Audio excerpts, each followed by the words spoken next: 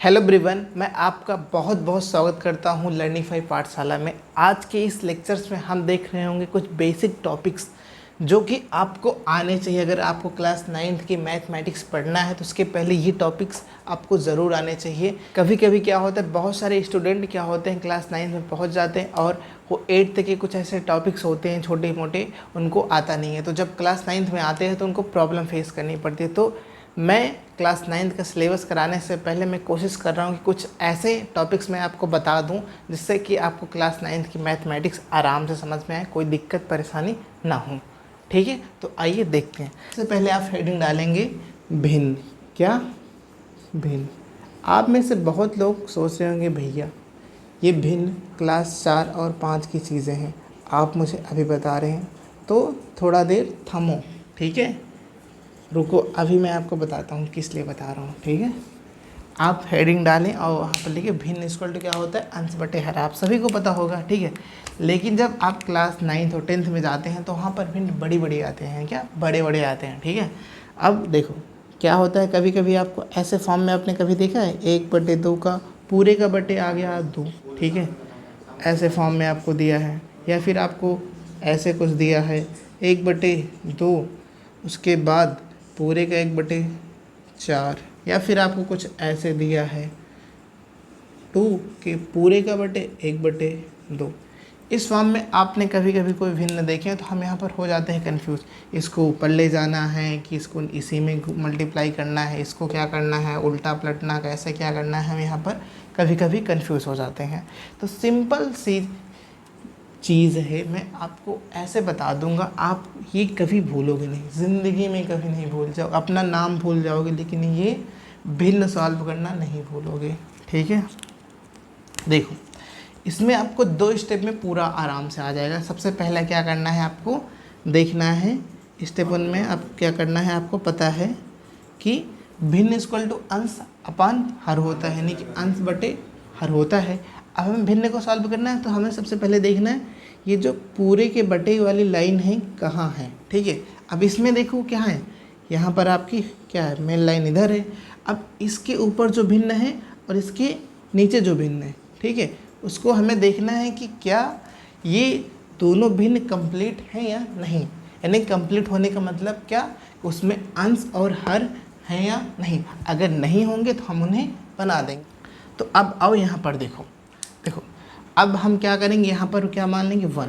तो पहले सवाल क्या है, हम पहले क्वेश्चन को देखते हैं। इसको सॉल्व करने के लिए क्या करेंगे, इधर क्वेश्चन नंबर 1 1/2 पूरे बटे कितना 2। अब हमने क्या कहा कि अगर जहाँ पर हमें अंश या हर में कुछ कमी दिख रही है तो वहाँ पर 1 मान लेंगे। ठीक है, अब देखो तो क्या हो जाएगा, उसके बाद स्टेप 1 में, यह आपका स्टेप 1 है। ठीक है, आपको क्या करना है, आपको जो भिन्न दिख रहा है उसको कंप्लीट करना है। ठीक है, तो उसके बाद अब जब आपको देखो यहाँ पर क्या हो गया, आपका भिन्न कंप्लीट हो गया है ना। देखो कंप्लीट होने, यहाँ पर भी जो मेन लाइन है उसके ऊपर जो भिन्न है, यहाँ पर भी अंश है और हर दोनों है, यहाँ पर अंश और दोनों है, तो क्या है, आपका भिन्न कंप्लीट है। उसके बाद दूसरा स्टेप आपको क्या करना है, यहाँ पर लिख लो। स्टेप 2 में आपको क्या करना है, जब आपका भिन्न कंप्लीट हो जाता है वो आपको करना क्या है कि पास पास का गुणा करना है। क्या करना है, पास पास का गुणा करो और दूर दूर का गुणा।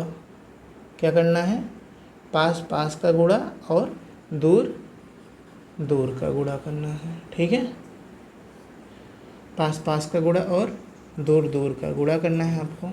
ठीक है, तो अब देखो, अब यहाँ पर क्या है हमारा 1/2, उसके पूरे के बटे क्या है 2/1। अब यहाँ पर हमारा पास पास में होने का मतलब क्या, ये जो मेन लाइन है इसके दोनों पास में कौन है, ये 2 और 2 दोनों पास में, और इधर क्या है 1 1 है ना। तो क्या हो जाएगा, दूर दूर का गुणा करेंगे तो क्या हो जाएगा 1 × 1, इधर 2 × 2। हमारा आंसर क्या आ जाएगा इसका 1/4। ठीक है, समझ में आया। देखो कुछ नहीं करना, सबसे पहले आपको देखना है कि ये जो आपको भिन्न दिया हुआ है उसके मेन लाइन आप ढूंढ लो, ठीक है। मेन लाइन ढूंढो तो उसके ऊपर का जो भिन्न है और जो नीचे का भिन्न है, देखो कंप्लीट है कि नहीं। अगर कंप्लीट नहीं है तो उसको कंप्लीट कर लो। कंप्लीट कैसे करते हैं हमने आपको बता दिया। अगर किसी संख्या है दी है, उसके हर में 1 मान लो, तो वहाँ पर आपको हर मिल जाएगा, ठीक है। क्योंकि आप किसी संख्या को में अगर 1 से डिवाइड करते हो तो उसका मान वही रहेगा ना यार। देखो अगर कोई संख्या है, अगर 10 है, इसमें हम 1 से डिवाइड करेंगे तो क्या 10 ही तो आएगा ना। तो इसमें कोई परिवर्तन हुआ नहीं हुआ, ठीक है। तो जब परिवर्तन नहीं हुआ तो उससे कोई मतलब नहीं है, आपका भिन्न चेंज होगा नहीं, ठीक है। तो ये आपको समझ में आया। इसी तरह हम इसको सॉल्व कर लेते हैं। जैसे आपका दूसरा क्वेश्चन क्या है आपका, ये है, ठीक है, 1/2 और 1/4। तो हमने आपको सबसे पहला स्टेप क्या बताया कि आप देखिए कि क्या ये जो भिन्न है कंप्लीट है या नहीं, ठीक है। अब आपकी मेन लाइन क्या है, इसके ऊपर का जो भिन्न है भैया ये भी कंप्लीट है, ये भी कंप्लीट है। तो अब हमें स्टेप 1 को करना ही नहीं है, हम डायरेक्ट स्टेप 2 पे आ जाते हैं। क्या हमने आपको बताया, पास पास का गुणा, दूर दूर का गुणा। तो पास पास का गुणा करेंगे तो क्या हो जाएगा, पास पास क्या है 2 और 1 पास पास है, और 1 और 4 दूर दूर है, ठीक है। क्या हो जाएगा, देखो पास पास का गुणा, दूर दूर का गुणा। तो 4 × 1 ये क्या है, दूर दूर है, पास में क्या है 1 × 2 × 1 क्या हो जाएगा 4/2, 2 दूनी 4, ठीक है। तो कितना आपका आंसर आ गया 2, ठीक है। इसी तरह आपका ये वाला है, आप इसे सॉल्व कर लो, आप इसे सॉल्व कर लो, उसके बाद आप हमें इसका आंसर कमेंट में बता देना। चलो देख लो, अगर आपका आंसर आ जाता है तो बता दो, फिर भी हम यहाँ पर आपका सॉल्व कर देते हैं, ठीक है।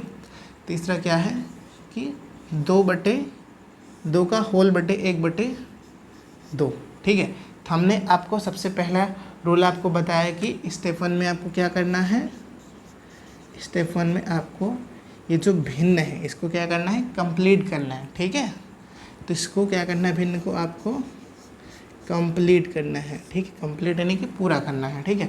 अब देखो हम इसको क्या करें, देखो कि हमें कौन सा भिन्न है जो कंप्लीट करना है। ये मेन लाइन है, इसके नीचे का भिन्न भैया कंप्लीट है, इसमें कुछ करने की ज़रूरत नहीं है। इसके ऊपर का जो अंश है इसमें सिर्फ अंश है, ठीक है, इसमें हर नहीं है। तो हम क्या करेंगे, हर अंश मान लेंगे। तो क्या हुआ, हमारा भिन्न कंप्लीट हो गया। तो क्या बन गया, ये 2/1 पूरे का बटे 1/2। तो उसके बाद दूसरा स्टेप क्या है, स्टेप 2 क्या है आपका, पास पास का गुणा, दूर दूर का गुणा। तो हम पास पास का गुणा करेंगे तो क्या हो जाएगा भैया, देखो पास पास 1 है, पास पास ये 2 है, ठीक है। 2 दूर दूर दूर है और 1 पास पास में है। क्या मैं सही कर रहा हूँ, हाँ बिल्कुल सही कर रहे हो, आपको भी ऐसे करना है, ठीक है। तो पास पास का क्या हो जाएगा, 2 × 2 और 1 × 1, तो क्या हो जाएगा, टोटल आंसर इसका क्या आएगा, 4 आएगा, ठीक है। आप ये देख लो, ठीक है। कहीं भी अगर कोई प्रॉब्लम आती है तब हमें कमेंट बॉक्स में बता देना। ये बहुत इंपॉर्टेंट चीज़ है, आपको अगर आता है तो बहुत बढ़िया, आपको नहीं आता तो एक बार देख लो, ठीक है। बहुत सारे स्टूडेंट इसमें गलती करते हैं, तो कोशिश करो कि आपको ये चीज़ें आनी चाहिए। क्योंकि जब आप कोई बड़ा क्वेश्चन सॉल्व कर रहे हो, ठीक है, आपको यहाँ पर भिन्न में आप गलती करते तो आपका पूरा क्वेश्चन गलत हो गया भाई। तो ये चीज़ें तो आपको आनी चाहिए, ठीक है। अगर नहीं आ रही तो आप अभी देख लो आराम से, उसके बाद पढ़ लो, समझ लो क्या सारी चीज़ें कैसे होती हैं, बहुत ही आसान है, ठीक है। तो आप इसे नोट कर लो। आप दूसरी हेडिंग लगाएंगे चर और अचर, ठीक है। अगर आपको पता है चर तो आप आगे बढ़ जाइए, ठीक है। अगर नहीं पता तो आप ये अभी देखो, ठीक है। चर क्या होता है और अचर क्या होता है, ठीक है, बहुत ही आसान है, आपको ज़्यादा परेशान होने की ज़रूरत नहीं है, ठीक है। चर की इंग्लिश क्या होती है, इसकी इंग्लिश क्या होती है, वेरिएबल। क्या होती है इसकी इंग्लिश, वेरिएबल। इसकी इंग्लिश क्या होती है, नॉन वेरिएबल, ठीक है। क्या होती है, नॉन वेरिएबल। और इसकी इंग्लिश क्या होती है, वेरिएबल, ठीक है।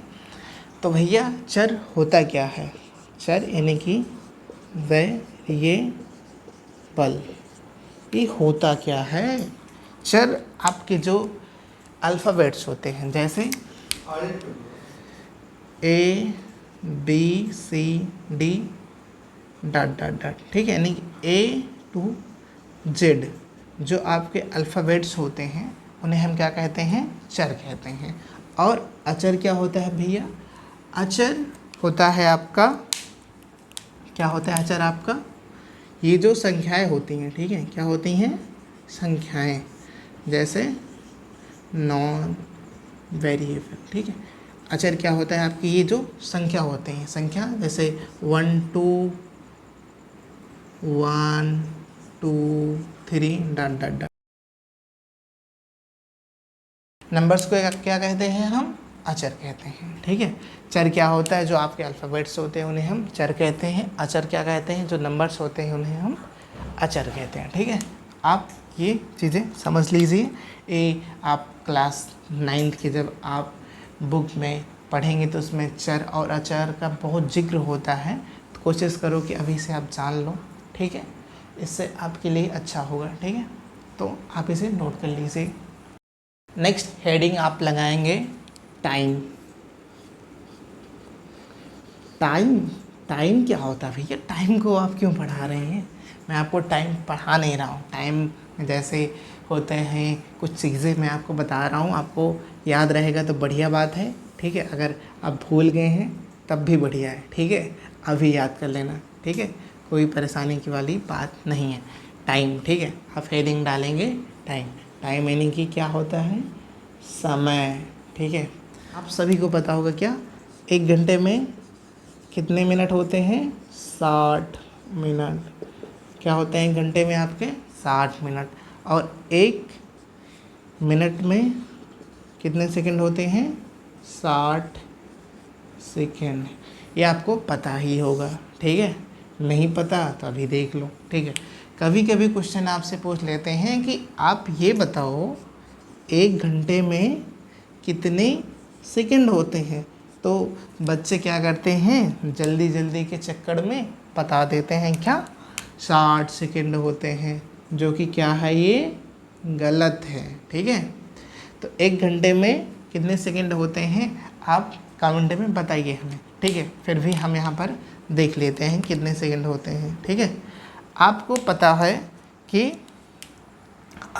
है कि 1 घंटे बराबर कितने मिनट होते हैं, 1 घंटे इक्वल टू क्या होता है, 60 मिनट होता है, ठीक है, 60 मिनट होता है। और एक, चूँकि आप जानते हो क्या, चूँकि आप जानते हो 1 मिनट इक्वल टू क्या होता है आपका, क्या होता है, 60 सेकंड होता है, क्या होता है, 60 सेकंड। तो 60 मिनट बराबर क्या हो जाएगा, यानी कि 60 मिनट यानी कि 1 घंटे, तो 1 घंटे बराबर क्या हो जाएगा, 60 इंटू 60 सेकेंड, ठीक है, 36, तो 1 घंटे इक्वल टू क्या हो जाएगा आपका, क्या हो जाएगा, 3600 सेकेंड, 3600 सेकेंड। जब आपसे अब कोई पूछेगा तो आप क्या बताएंगे, 1 घंटे में कितने सेकंड होते हैं, 60 नहीं 3600 सेकंड होते हैं, ठीक है। दूसरा आपका है क्या, दूरी। दूरी यानी कि डिस्टेंस, क्या, डिस्टेंस, ठीक है। दूरी की इंग्लिश क्या होती है, डिस्टेंस, ठीक है। मैं आपको कोशिश कर रहा हूँ हिंदी के साथ साथ आपको इंग्लिश भी बता के चलूँ, ठीक है। क्योंकि क्या होता है, जब आप कभी किसी आने वाले टाइम में कोई एग्ज़ाम या फिर किसी ऐसे चीज़ की तैयारी करते हो तो वहाँ पर इंग्लिश बहुत इंपॉर्टेंट होता है, सारी चीज़ें इंग्लिश में होती हैं। तो कोशिश करो अभी हिंदी के साथ साथ इंग्लिश भी जानते चलो, तो आपके लिए ही बेहतर है, ठीक है। अगर आपको नहीं याद हो रहा है तो कोई बात नहीं, आप हिंदी में समझ लो, अगर इंग्लिश वाले वर्ड याद आ रहे हैं तो इंग्लिश में समझ लो, वो आपकी मर्जी, ठीक है। तो दूरी की इंग्लिश क्या होती है, डिस्टेंस, ठीक है। दूरी आपने किस में मापते हैं, किलोमीटर में। तो 1 किलोमीटर बराबर क्या होता है, 1000 मीटर, ठीक है। क्या होता है, 1000 मीटर, ठीक है, आप सभी को पता होगा। और 1 मीटर बराबर कितने सेंटीमीटर होते हैं, 100 सेंटीमीटर, ठीक है। तो अब सामने वाला पूछ लिया, फिर एग्ज़ाम में पूछ लिया है कि आप 1 किलोमीटर में कितने सेंटीमीटर होते हैं आप बताइए, तब क्या करोगे। ठीक है, अगर आपको आता है तो आप अपने नोट्स बुक में सॉल्व कर लीजिए, नहीं आता है तो आप यहाँ देखिए। देखो हमें पता है कि 1 किलोमीटर में कितने मीटर होते हैं, 1000 मीटर। तो 1 किलोमीटर इक्वल टू क्या होता है, 1000 मीटर। चूँकि अब हम जानते हैं कि 1 मीटर बराबर 100 सेंटीमीटर होता है, तो हमें सेंटीमीटर में कन्वर्ट करना है। तो अब ये मीटर में है तो इसको हम सेंटीमीटर में आराम से कन्वर्ट हो जाएगा। ठीक है, चूँकि हम जानते हैं क्या 1 मीटर, क्या 1 मीटर इक्वल टू क्या होता है 100 सेंटीमीटर। ठीक है, तो 1000 मीटर इक्वल टू क्या हो जाएगा, इसलिए 1000 मीटर इक्वल टू क्या हो जाएगा 1000 इंटू 100 सेंटीमीटर, यानी कि क्या हो जाएगा आपका, यहाँ पर आप लिख लीजिए क्या, वो 1 किलोमीटर इक्वल टू 10 की पावर 5 सेंटीमीटर। ठीक है, तो 1 किलोमीटर बराबर क्या होता है आपका 10 की पावर 5 सेंटीमीटर। ये आप नोट कर लीजिए, अगर आपको आता है तो बढ़िया बात है, नहीं तो आप इसे नोट कर लीजिए कि 1 किलोमीटर बराबर 10 पर 5 सेंटीमीटर होता है और 1 घंटे बराबर 3600 सेकंड होते हैं। ठीक है, ये सारी चीज़ें आपको आने वाले टाइम में यूज़ होंगी, आपके मैथमेटिक्स में कुछ सिलेबस हैं या जो भी चैप्टर्स हैं उसमें यूज़ हो सकती हैं। तो अभी से जानते रहोगे तो जब आपके टीचर्स क्लास में बताएंगे कि ये इतना बराबर क्या होता है तो आप वहाँ पर आराम से जल्दी जल्दी निकाल लोगे। ठीक है, तो आप अभी देख लो। नेक्स्ट हेडिंग लगाइए आप LCM। आपको अगर LCM आता है तो आप इस वीडियो को स्किप कर सकते हैं, आगे देख सकते हैं, अगर नहीं आता तो आप इसे देख लीजिए। ठीक है, तो LCM जैसे मान लो आपको कुछ दिया है 20। ठीक है, तो हम इससे क्या निकालेंगे, इसका अभाज्य गुणनखंड निकालेंगे, यानी कि प्राइम फैक्टर। इसका प्राइम फैक्टर कैसे निकालते हैं आपको आता होगा, अगर नहीं आता तो आप देख लीजिए। ठीक है, क्या है 2, इसको क्या है 2 धम्मा 2 1 जा 1 0, 2 को 5 बार करें 2 पंचे 10 एंड 5 1। ठीक है, ये आपको आता ही होगा यार, अगर नहीं आता तो कोई बात नहीं है, आप यहाँ सीख लीजिए। ठीक है, अब जैसे यहाँ पर 30 है, छोटी संख्या क्या है जिसे हम काट सकते हैं। ठीक है, तो 2 से काट सकते हैं, सबसे छोटी संख्या क्या है 2 से काट सकते हैं। 2 51, तो यहाँ पर क्या बचा है 1 2 पंचे 10। ठीक है, उसके बाद अब देखो क्या 2 से कट रहा है, नहीं कट रहा है, 2 से 15 कटेगा, नहीं कटेगा। ऐसा करना है कि आपका जो रिमाइंडर है ऐसा काटना है कि आपका रिमाइंडर 0 होना चाहिए। ठीक है, यानी कि शेषफल आपका 0 आना चाहिए तभी कट होगा। ठीक है, नहीं तो आपको दूसरी संख्या पे बढ़ जाना है। जैसे हमने यहाँ पर देखो कि 2 से अगर 30 को काटा तो 15 बार, यानी कि 2 को अगर हम 15 में मल्टीप्लाई करेंगे तो 30 आएगा। ठीक है, और उसके आपका रिमाइंडर क्या बचेगा 0 बचेगा। जैसे आप देख लो कि अगर 30 में हम 2 से डिवाइड करते हैं, 30 को 2 से डिवाइड करते हैं क्या 2 के नम 2। ठीक है, यह 1 बचा 0, 2 पंचे 10। तो आपका ये जो शेषफल है क्या हुआ, यानी कि जो आपका शेषफल क्या है 0 है, कुछ नहीं बचा। तो ऐसे ही आपको काटना है कि आपका जो रिमाइंडर है 0 आए। ठीक है, अब देखो यहाँ पर हम अगर इसको 2 से नहीं कटेगा तो क्या देखो उसके बाद क्या संख्या है 3 आ रही है, क्या देखो 3 से कट जाएगा, 3 बचे 15, हाँ भैया 3 से कट जाएगा। ठीक है, अब देखो 5 किससे कट जाएगा, 5 किससे कटेगा, सिर्फ 5 से कटेगा। किससे कटेगा, सिर्फ 5 से कटेगा। क्या हो जाएगा 5 का नामा 5, इधर 1 बचा। अब हम 20 का प्राइम फैक्टर क्या हो जाएगा, यानी कि अभाज्य गुणनखंड क्या हो जाएगा 2 इंटू 2 इंटू 5, और यहाँ आपका 30 का अभाज्य गुणनखंड क्या हो जाएगा 2 इंटू 3 इंटू 5। ठीक है, अब हम देखते हैं इसका LCM कैसे निकालते हैं, और HCM बहुत ही आसान है। ठीक है, LCM इसका क्या हो जाएगा, क्या होता है ये लीस्ट कॉमन मल्टीप्लिकेशन। ठीक है, LCM हम कैसे देखते हैं, देखो इसमें जैसे 2 अगर आप देखो जो भी जितने टर्म है, जैसे दो कितनी बार है, दो अधिकतम देखो दो दो बार है। अब देखो अधिकतम दो दो बार है, ठीक है, और इसमें तीन अधिकतम एक ही बार है और इधर पाँच एक ही बार है दोनों में, ठीक है। तो हम दो को सिर्फ दो बार लिख लेंगे, ठीक है, टू इंटू अब देखो फाइव यहाँ पर भी है, फाइव यहाँ पर भी सिर्फ एक ही बार है तो लिख लेंगे फाइव। यहाँ पर तीन एक बार है, तीन लिख लो, ठीक है। तो इसका क्या आ जाएगा आपका एलसीएम इक्वल टू क्या आ जाएगा, एलसीएम आपका क्या आ जाएगा, two into two four five three, यानी कि दो दूनी चार, चार पंचे 20, 20 त्याई 60, क्या हो जाएगा आपका 60। आपका एलसीएम इक्वल टू क्या आ जाएगा 60, ठीक है। सिंपल सी बात आपको देखना है कि जो भी इसमें टर्म है, जैसे दो की अधिकतम कितनी बार है तो उसको लिख लेना है, उसके बाद जो संख्या बच रही उसको लिख लो, ठीक है। उसके बाद HCF, यहाँ पर हम HCF क्या होगा इसका, ठीक है, HCF क्या होता है, हाईएस्ट कॉमन फैक्टर, यानी कि महत्तम समावर्तक, ठीक है। इधर क्या है 30 का क्या हो जाएगा 2 इंटू 3 इंटू 5, और बेस का क्या है आपका 2 इंटू 2 इंटू 5, ठीक है। आपको देखना है कि HCF निकालने के लिए इसमें कॉमन क्या है, ठीक है। जो कॉमन होता है वही हमारा HCF होता है, ठीक है। ऐसे समझ लो, सिंपल सी बात, जो इन दोनों में कॉमन है वही हमारा HCF हो जाएगा, ठीक है। अब देखो दो यहाँ पर भी है, दो यहाँ पर भी है, तो क्या दो यहाँ पर उतार लेंगे, ठीक है। अब 5 यहाँ पर भी है, 5 यहाँ पर भी है, तो 5 उतार लेंगे।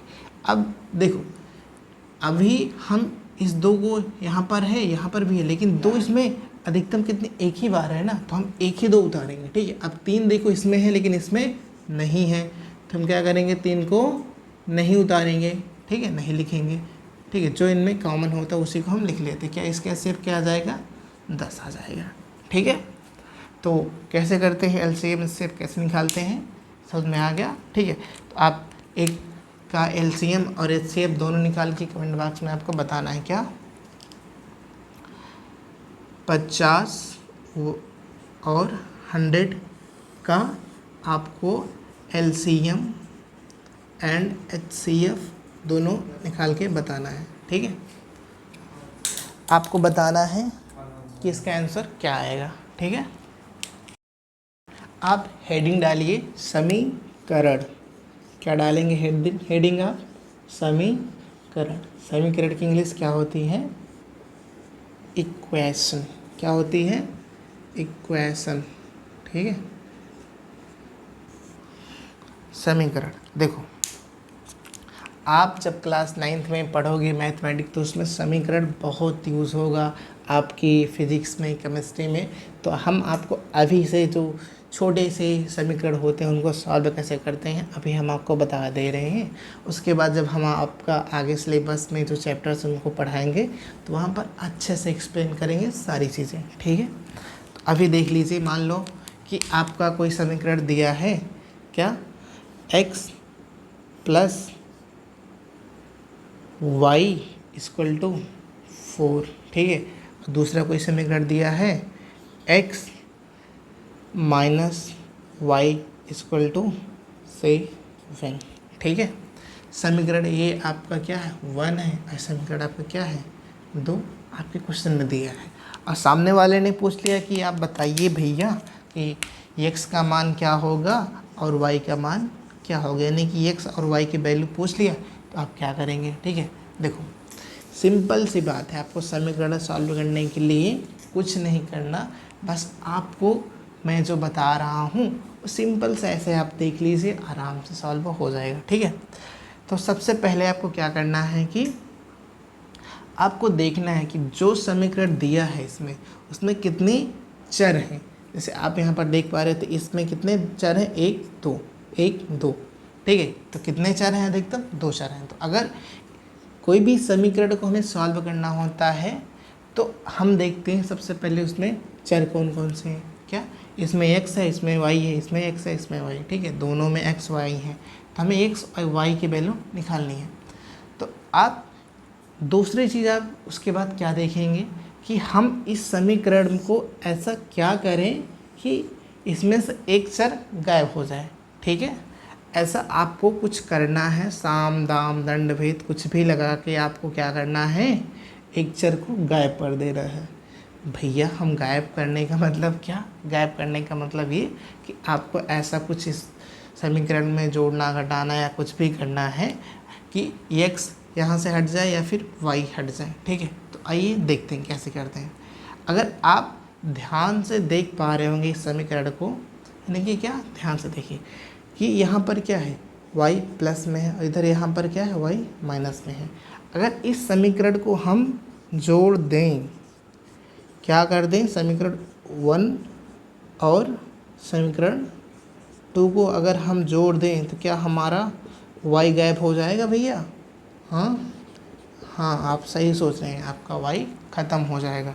क्योंकि आपको पता है, देखो यहाँ पर बहुत बेसिक सी चीज़ है, आपको याद कर लीजिए। क्या, ठीक है, अगर नहीं पता तो आप याद कर लीजिए कि जो सेम साइन होते हैं उन क्या होते हैं, पॉजिटिव। जैसे प्लस इंटू प्लस क्या होता है आपका, पॉजिटिव प्लस होता है। ठीक है, माइनस इंटू माइनस क्या होता है, प्लस होता है। और प्लस इंटू माइनस क्या होता है, माइनस होता है। माइनस इंटू प्लस क्या होता है, माइनस। ठीक है, ये अगर आपको आता है तो बहुत बढ़िया, नहीं आता तो आप इसे याद कर लीजिए। याद करने का क्या है कि ऐसा सिंपल से है यार कि प्लस इंटू प्लस अगर सेम साइन है यानी कि सेम चिन्ह है तो आपका क्या होगा, प्लस आ जाएगा। ठीक है, कि देखो माइनस माइनस क्या है, सेम है तो आपका प्लस हो जाएगा। अगर यहाँ पर विपरीत है, एक प्लस है एक माइनस है, तो माइनस हो जाएगा। ठीक है, तो याद करने की कोई बात नहीं है, बस ऐसा समझ लो कि अगर सेम चिन्ह है तो प्लस हो जाएगा, असमान है तो क्या हो जाएगा, माइनस हो जाएगा। ठीक है, तो अब देखो समीकरण हम 1 और 2 को जोड़ रहे हैं। यहाँ पर क्या कर रहे हैं, x plus y equal to क्या है, 4 है। ठीक है, इधर क्या है, x minus y equal to क्या है आपका, 7 है। ठीक है, तो कैसे जोड़ेंगे, देखो अगर आप समीकरण 1 और 2 को जोड़ रहे हो, देखो ये प्लस में है, वाई माइनस में है। ठीक है, अब देखो हम क्या करें, समीकरण को जोड़ रहे हैं। ठीक है, तो x क्या हो जाएगा, 2x हो जाएगा, प्लस माइनस वाई कैंसिल हो जाएगा। इधर 7 प्लस 4 इक्वल क्या हो जाएगी, 11 हो जाएगा। क्या हो जाएगा, 11। ठीक है, अब हम यहाँ से x का मान आराम से निकाल सकते हैं। कैसे निकालेंगे, देखो हमारा क्या आ गया, 2x इक्वल टू क्या, 11।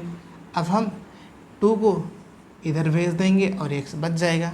क्या करेंगे, 2 को उधर भेज देंगे, है ना। उसके बाद हम x की वैल्यू आराम से निकाल लेंगे। 2x equal to 11। ठीक है, तो x इक्वल टू क्या हो जाएगा, 11/2। क्या हो जाएगा, x के मान कितना आ गया आपका, 11/2। ठीक है, अब हमें क्या करना है, y का मान निकालना है। तो y का मान कैसे निकालेंगे भैया, कुछ नहीं करना बच्चा। देखो क्या है कि आप ये जो एक x का मान आया है ना, इसको समीकरण 1 या फिर समीकरण 2 में आप पुट कर दो, यानी कि रख दो, तो y का मान आराम से निकल आएगा। तो चाहे आप समीकरण 1 में रख दो या फिर समीकरण 2 में x का मान रख दो, आराम से आपका y का मान आ जाएगा। ठीक है, तो हम अभी समीकरण 1 में रखते हैं। ठीक है, आप समीकरण 2 में रख के देख लीजिए, दोनों में आपका मान सेम आएगा। क्या, समीकरण 1 में हम रखते हैं, आप समीकरण 2 में रख लीजिए। ठीक है, आप रखिए, हम भी रख रहे हैं। ठीक है, क्या करना है आपको, समीकरण 1 हमारा क्या है, x plus y equal to क्या है, 4। और हमारा x का मान कितना आया है, 11/2। 11/2 प्लस वाई इक्वल टू 4। ठीक है, अब देखो यहाँ पर बहुत बच्चे हो जाते हैं कन्फ्यूज़, क्योंकि उनको ये चीज़ नहीं आती। क्या, LHS इक्वल टू RHS का फंडा। ठीक है, ये फंडा बिल्कुल सिंपल है। देखो अगर कोई चीज़ इधर प्लस में है, इधर जाएगी तो माइनस में हो जाएगी। अगर कोई चीज़ इधर माइनस में है तो इधर जाएगी, क्या हो जाएगी, प्लस में हो जाएगा। अगर कोई चीज़ इधर डिवाइड में है तो इधर जाएगा क्या हो जाएगा, मल्टीप्लाई में हो जाएगा। अगर कोई चीज़ इधर मल्टीप्लाई में है तो इधर जाएगा क्या हो जाएगा, डिवाइड में हो जाएगा। ठीक है, यानी कि जो इसका चिन्ह है अगर किसी LHS की तरह, यानी कि जो इधर चिन्ह है अगर LHS से RHS की ओर भेजेंगे या फिर RHS से LHS की ओर भेजेंगे तो उसका साइन चेंज हो जाएगा। ठीक है, क्या हो जाएगा, साइन उसका चेंज हो जाएगा। ठीक है, अगर हमें एक पक्ष है उसके दूसरे पक्ष की ओर भेजते हैं तो हम उसका साइन क्या कर देते हैं, चेंज कर देते हैं। ठीक है, आपको ये चीज़ें याद रखनी है। ठीक है, तो अब यहाँ पर देखो हमें y का मान निकालना है। ठीक है, तो हम ये अचर को अचर की तरफ भेज देते हैं तो y इक्वल टू क्या हो जाएगा, 4 - 11/2। अब यहाँ पर क्या था, 11/2 प्लस में था, इधर आ गया तो क्या हो गया, माइनस में हो गया। ठीक है, क्या हो गया, यहाँ पर माइनस में हो गया। ठीक है, तो y इक्वल क्या हो जाएगा, भिन्न। अभी हमने आपको सॉल्व करना बताया, कैसे सॉल्व करते हैं। यहाँ पर क्या मान लो, 1 मान लो, उसके बाद 3 मल्टीप्लाई कर लो, क्या हो जाएगा, 4 दूनी 8 और 1 को 11 में मल्टीप्लाई करेंगे क्या हो गया, 1 ही आएगा, 11 आएगा। ठीक है, इधर क्या बचेगा, 2 बचेगा। ठीक है, तो 8 में -11 घटाएंगे कितना आएगा, क्या आएगा आपका, -3/2। आपके y की वैल्यू क्या आ गई, -3/2। क्या आ गया, -3/2। अब आप लोगों के माइंड में शायद क्वेश्चन आ रहा होगा कि हम कैसे जाने भैया ये जो x का मान आया है, ये जो y का मान आया है, ये हमारा सही ही आया है। तो आपके माइंड में सही क्वेश्चन आ रहा है। ठीक है, बिल्कुल आप सही सोच रहे हैं। क्या करना है आपको, ये जो समीकरण आपको दिए हैं, समीकरण 1 और समीकरण 2, इसमें कोई भी समीकरण आप पकड़ लो, उसमें आपको x और y का मान रख देना है। अगर LHS = RHS आता है, ध्यान से सुनना क्या कह रहा हूँ, अगर दोनों पक्ष बराबर आ रहे हैं तो आपने जो x और y का मान निकाला था वो आपका क्या है, सही है। अगर गलत आ रहा है तो आपने या तो x का मान निकालना है गलत है, या तो y का मान निकालना गलत है। ठीक है, या फिर दोनों का मान निकाले आप गलत है। ठीक है, तो आप ध्यान यहाँ पर दीजिए। ठीक है, चलो हम यहाँ पर रख लेते हैं। ठीक है, या आपका समीकरण 1 में क्या है, समीकरण 1 में रखें या 2 में, चलो इस बार समीकरण 1 में रखें तो इस बार हम समीकरण 2 में रख लेते हैं। ठीक है, तो हमारा समीकरण 2 क्या है, x - y = क्या है, से 1। क्या है, x - y = क्या है आपका, 7। अब आप देखिए कि आपका x का मान क्या था, x का मान क्या था यहाँ पर 11/2, क्या था 11/2, और y का मान क्या था, यहाँ पर माइनस है तो माइनस लगाएंगे, -3/2 = 7। अब यहाँ पर माइनस है, यहाँ पर माइनस है, तो माइनस माइनस का गुणा क्या होता है, प्लस होता है।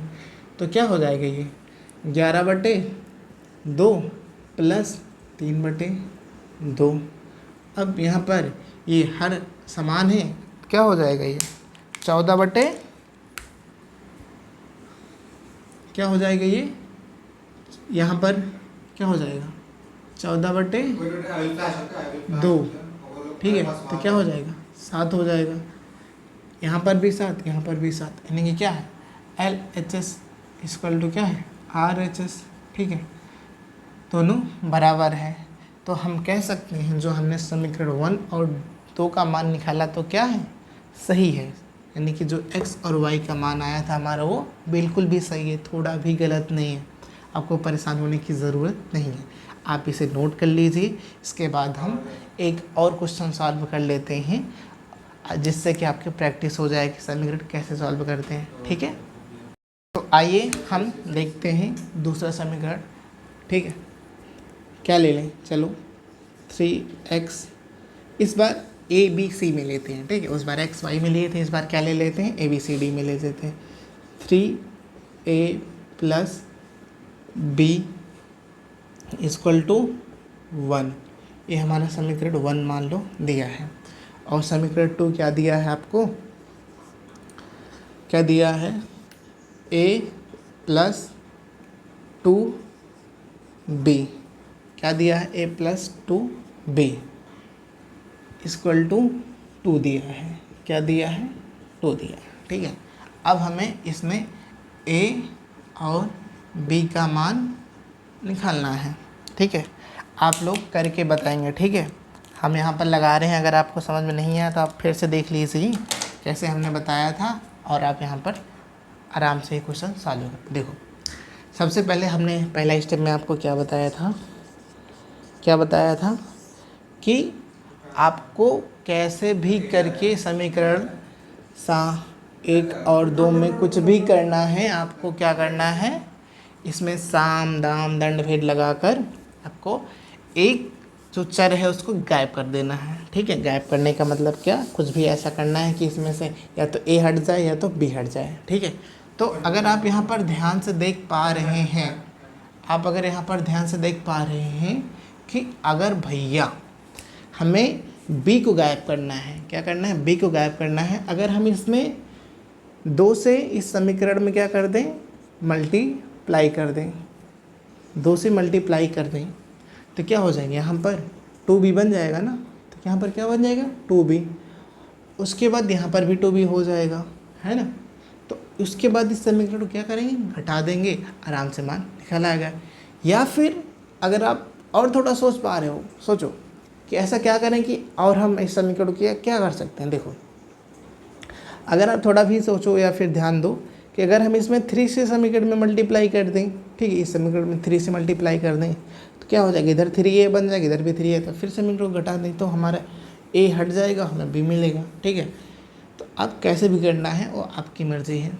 आप लोग सोच पा रहे हैं भैया मैं ये सारी चीज़ें अभी कैसे सोच पा रहा हूँ, अब जब 2-4 क्वेश्चन सॉल्व करोगे तो आपको भी सारी चीज़ें आराम से आने लगेंगी। ठीक है, आपको परेशान होने की अभी ज़रूरत नहीं है, अभी आप हमारे साथ प्रैक्टिस करते रहो, आप एक दिन इसमें मास्टरी हासिल कर लोगे यार, परेशान मत हो। ठीक है, देखो, तो हम क्या करें, a को गायब करें, b को गायब करें, चलो हम a को गायब कर देते हैं। ठीक है, क्या करते हैं, a को गायब कर देते हैं। ठीक है, अब a को गायब करने के लिए क्या करना पड़ेगा, हमें इस समीकरण में 3 से मल्टीप्लाई करना पड़ेगा। आप सोच रहे हैं भैया आप कुछ भी मन कर रहा है, 3 से मल्टीप्लाई कर दे रहे हो, कभी जोड़ दे रहे हो, कभी घटा दे रहे हो, ये सब क्या हो रहा है, मुझे समझ में नहीं आ रहा। देखो, अगर आप ध्यान दो कि कोई समीकरण है, मान लो 3, यहाँ पर a प्लस b, कोई मान लो ये क्या है आपका a plus b equal to क्या है, 2 दिया है। ठीक है, अब इस समीकरण में हम अगर 2 से मल्टीप्लाई करें, क्या इसमें कुछ चेंज होगा, क्या नहीं होगा। देख, अगर हम समीकरण 2 1 कोई ये जो दिया है इसमें हम 2 से मल्टीप्लाई कर दें तो क्या हो जाएगा, 2 इंटू a प्लस b, इधर क्या हो जाएगा, 4 हो जाएगा, 2 दूनी 4 कट जाएगा, है ना। अगर ऐसे नहीं समझ में आ रहा है तो इधर क्या है, 2 इधर क्या है, इधर मल्टीप्लाई में है, इधर जाएगा तो क्या हो जाएगा, भाग में हो जाएगा ना। ठीक है, देखो a plus b equal to क्या हो जाएगा, 4/2 हो जाएगा, ये इधर क्या हो गया, भाग में चला जाएगा, फिर हमने आपको बताया था क्या हो जाएगा, 2 हो जाएगा। चाहे ऐसे समझ लो चाहे ऐसे समझ लो, बस हम क्या करें, अपने क्वेश्चन को सॉल्व करने के लिए साम दाम दंड भेद जो सारे टेक्निक्स होते हैं हम अपना रहे हैं। ठीक है, तो हम इसमें 3 से मल्टीप्लाई करेंगे तो क्या हो जाएगा, ये समीकरण 3a plus 6b equal to 2, है ना। समीकरण इसको आप 3 मान लो, इधर देखो 3 से मल्टीप्लाई करें, देखो अभी आप ध्यान दो, अभी हमारा गलत हो जाता, हमने कहा कि दोनों पक्ष में मल्टीप्लाई कर देंगे, तो यहाँ पर 3 से मल्टीप्लाई यहाँ पर करना हम भूल ही गए, तो आपको ध्यान देना है। ठीक है, क्या हो जाएगा, इधर भी 3 से मल्टीप्लाई कर देंगे। ठीक है, तो ये आपका बन गया समीकरण 3। अब हम समीकरण 1 और 3 को घटाते हैं। ठीक है, क्या लिखूं, इक्वेशन 1 एंड 2 को घटाने पर यानी सब्ट्रैक्ट करने पर, ठीक है, क्या हो जाएगा आपका 3a plus b equal to 1। आपका समीकरण क्या है, ये 1 है, और समीकरण 3 क्या है, 3a plus 6b equal to 2 3 6। हम क्या करें, घटा रहे हैं, तो घटाने के लिए क्या करते हैं हम, इधर क्या हो जाएगा इधर भी माइनस, इधर भी माइनस, इधर भी माइनस, ठीक है। तो ये क्या है, प्लस में है, ये माइनस में क्या हो जाए, प्लस माइनस माइनस यानी कि ख़त्म, प्लस माइनस माइनस यानी ख़त्म, ठीक है। अब देखो यहाँ पर क्या है, बी पॉजिटिव में है, यहाँ पर क्या हो जाएगा, प्लस माइनस निगेटिव में हो जाएगा, प्लस माइनस माइनस हो जाएगा, तो क्या हो जाएगा प्लस माइनस प्लस बी और माइनस 6b क्या हो जाएगा, माइनस 5b, ठीक है। प्लस माइनस क्या हो जाता है, माइनस हो जाता है। और जो संख्या का, जिस संख्या के आपका चिन्ह यानी कि जो संख्या बड़ी होती है उसका हम साइन उतार लेते हैं, क्या हो जाएगा यहाँ पर 5b माइनस 5b स्क्वायर क्या हो जाएगा, माइनस प्लस 1 और माइनस 6 क्या हो जाएगा आपका, प्लस 1 और माइनस 6 स्क्वायर क्या हो जाएगा, माइनस 5 हो जाएगा, ठीक है। तो यहाँ पर क्या हो जाएगा, माइनस 5। अब देखो यहाँ से हम b का मान आराम से निकाल सकते हैं, क्या हो जाएगा, क्या हो जाएगा b का मान, minus 5b equal to minus 5 है, ठीक है। माइनस से माइनस खत्म, 5 से 5 खत्म, b इक्वल टू क्या हो जाएगा आपका 1 आ गया, ठीक है। अब आपको अगर a का मान निकालना है तो आपको क्या करना पड़ेगा, देखो हमने क्या बताया आपको, अगर b का मान निकाला है और a का मान निकालना है तो चाहे समीकरण 1 में रख दो या फिर समीकरण 2 में रख दो, आपका आराम से वैल्यू निकल आएगी, ठीक है। तो किस समीकरण में रखें, चलो समीकरण 1 में रख लेते हैं। क्या करते हैं, समीकरण 1 हमारे क्या है, 3 इंटू a है यानी कि 3a है, क्या है 3a प्लस b स्क्वायर का मान कितना है 1 है और इधर 1 है, ठीक है। अब हमें क्या करना है, हमें a का मान निकालना है। तो हमने क्या बताया, हम चर को एक तरफ कर लेते हैं, आचर को एक तरफ कर देते हैं।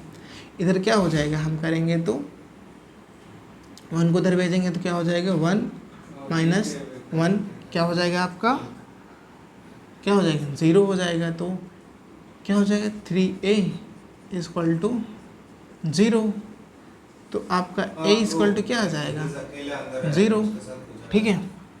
आपका a इक्वल टू क्या आ जाएगा 0। अब आपको देखना है कि हमारा समीकरण में जो हमने a का मान निकाला है और जो b का मान निकाला है वो हमारा सही है या नहीं। ये आपको करके देखना है कि आपको समीकरण जो a और b का मान आया है कैसे निकाले हैं, जो भी है सही है कि नहीं है, ठीक है। देखो क्या करना है, आपको इस समीकरण 1 या फिर 2 में रख देना है, ठीक है। समीकरण 1 में हम रख के देख रहे हैं क्या है, 3 इंटू a क्या है, a का मान क्या है 0 है, प्लस b का मान कितना है 1 है, इधर 1 है। अब दोनों पक्ष क्या आ रहे हैं, बराबर आ रहे हैं, ये 0 हो जाएगा, आपको 1 इधर भी 1 इधर भी। तो क्या हमने जो समीकरण में a और b का मान निकाला तो हमारा बिल्कुल मान सही है, ठीक है। आपको देख कर ना है कि कैसे निकालना है, सारी चीज़ें आपको आराम से समझ लो, ठीक है। आपको एक क्वेश्चन सॉल्व करके आना है और उसका आंसर बताना है, क्या क्या बताना है, 2z plus 7x equal to 2 and ये क्या है आपका समीकरण 1 मान लो, और इधर क्या है 2z plus x equal to 3 समीकरण 2, ठीक है। आपको इसमें x और y क्या है, सॉरी z और x का मान बताना है कि क्या होगा, कमेंट बॉक्स में आपको करके बताना है कि इसका मान क्या होगा, ठीक है। तो अगर ये वीडियो आपको अच्छी लगी हो तो हमारे चैनल को सब्सक्राइब करिए और वीडियो को लाइक करिए और अपने दोस्तों के साथ, अपने छोटे भाई बहन के साथ वीडियो को शेयर करो ताकि उन्हें भी ये फ्री एजुकेशन मिल सके, ठीक है। तो तब तक के लिए चलते हैं, फिर मिलेंगे नेक्स्ट क्लास में।